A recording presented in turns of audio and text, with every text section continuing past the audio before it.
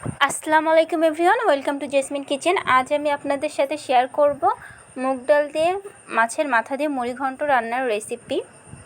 তো খুব সহজে কিভাবে আপনারা মাছের মাথা দিয়ে মুগ ডাল দিয়ে এই রান্নাটা করবেন সেই পদ্ধতি আজকে দেখাবো। তো আমি এই রান্নাটা করার জন্য ডাল নিয়ে নিচ্ছি। আমি এখানে মুগ ডাল নিয়েছি।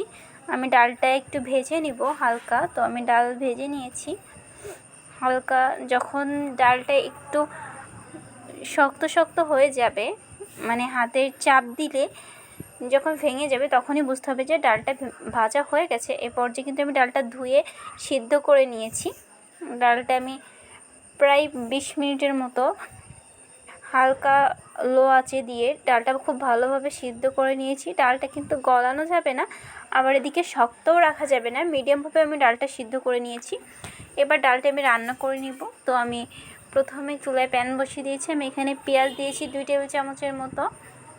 এখানে দিয়েছি 1 টিস্পুনের মতো জিরার বাটা, 1 টিস্পুন রসুন বাটা,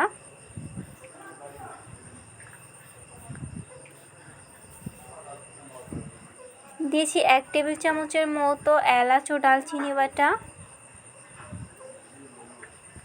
এবার সবগুলো মশলা আমি খুব ভালোভাবে নাড়াচাড়া করে নিচ্ছি। দিয়ে দিচ্ছি 1 টিস্পুনের মতো লবণ। আপনারা চাইলে কম বেশি করে নিতে পারেন, আপনাদের স্বাদ অনুযায়ী লবণ দিয়ে নেবেন। দিয়েছি 1 চা চামচের মতো হলুদের গুঁড়া। আর খুব ভালোভাবে মশলাটা কষিয়ে নিতে হবে।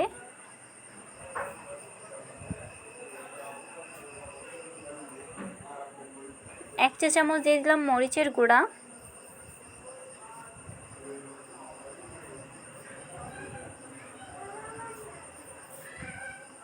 দিয়ে দিচ্ছি 2-3টা তেজপাতা ও 1টা ডালচিনি।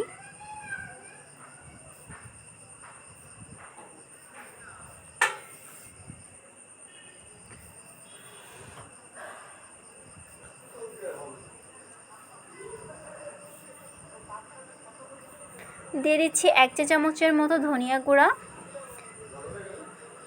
হাফ চা চামচের মতো দিয়ে দিচ্ছি গোলমরিচের গুঁড়া।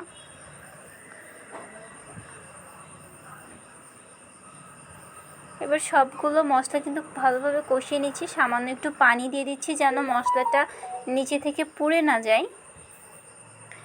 এই পর্যায়ে আমি মাছের মাথা দিয়ে দিচ্ছি। আমি কিন্তু মাছের মাথাটা একটা বড় সাইজের মাথা আমি ছোট ছোট টুকরা করে কেটে আগে থেকেই ভেজে রেখেছিলাম লবণ হলুদ দিয়ে।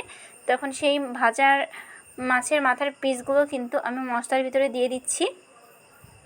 এবার খুব ভালো করে মাছের মাথার এই পিসগুলো কষিয়ে নিব মশলার সাথে।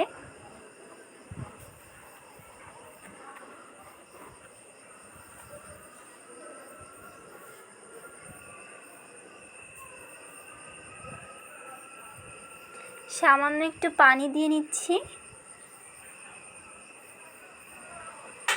আমি এখানে হাফ কাপের মতো পানি দিয়েছি যেন মাছের মাথার এই পিসগুলো খুব ভালোভাবে সিদ্ধ হয়। খুব ভালোভাবে সিদ্ধ হয়ে গেছে, কষানো হয়ে গেছে। আমি কিন্তু মাছের মাথাটা কিন্তু আরেকটু কষিয়ে নিয়েছিলাম। এই পর্যায়ে কষানো হয়ে গেলে আমি এর মধ্যে ডাল দিয়ে দিচ্ছি। সিদ্ধ করা ডালগুলো কিন্তু আমি এর মধ্যে দিয়ে দিয়েছি। এবারে আমি আরেকটু খুব ভালোভাবে কষিয়ে নিচ্ছি মাছের মাথার সাথে ডালগুলো। 2 মিনিটের মতো নাড়াচাড়া করে একটু কষিয়ে নেব। তারপর আমি এর মধ্যে পানি অ্যাড করে দিব।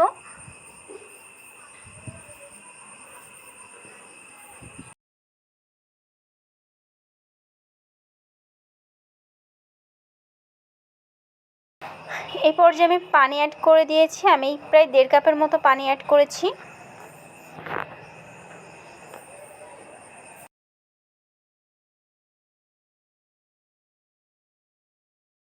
এবার আমি ঢেকে দিব। আমি প্রায় 20 মিনিটের মতো ঢেকে দিব। এর মাঝে কিন্তু আমি ঢাকনা উঁচু করে নাড়াচাড়া করে দিব। আর আমি কিন্তু এর মধ্যে আরেকটু শুকনা মরিচ দিয়ে দিয়েছি। আমি এর উপরে ছিটিয়ে দিয়েছি। আমি কয়েকটা কাঁচা মরিচ আর 2টা শুকনো মরিচ এরপরে ছিটিয়ে দিয়েছি।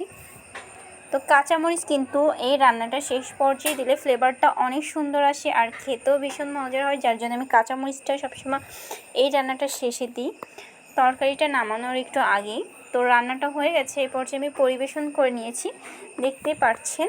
তো ডালটি রান্না কিন্তু একদমই পারফেক্ট হয়েছে, আর কালারটা কত সুন্দর এসেছে, খেতেও কিন্তু খুবই মজার হয়েছে। তো আপনারা অবশ্যই লাইক, কমেন্ট এবং শেয়ার করে দিবেন। আল্লাহ হাফেজ।